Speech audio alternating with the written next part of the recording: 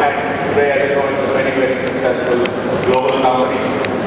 But in 2009, when I was at Infosys, I was invited by the Prime Minister to do the Aadhaar project. So I essentially took permission from my colleagues at Infosys, left Infosys and joined the government. This was my first job in government, and I had to essentially move from the private sector to the government. I had to move from Bangalore to Delhi, and I had to move from being the head of an established organization to doing a startup inside government.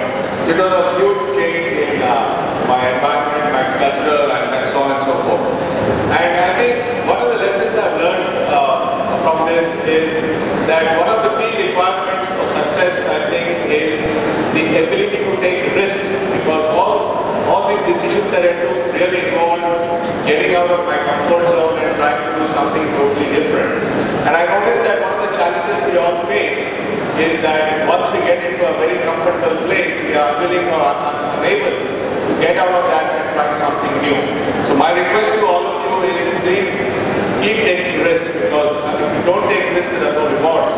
And I believe that the ability to give up what you're doing and do something totally new, the ability to give up your comfort zone and go to alien territory, and the ability to start all over again in different activities is a very, very vital attribute to be successful in tomorrow's world.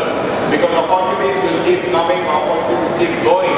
It's only those people who have the flexibility to move from opportunity to opportunity and change their circumstances and change their environment really will do well. So I would urge you to think of being risk-taking and being ready to get out of your comfort zone.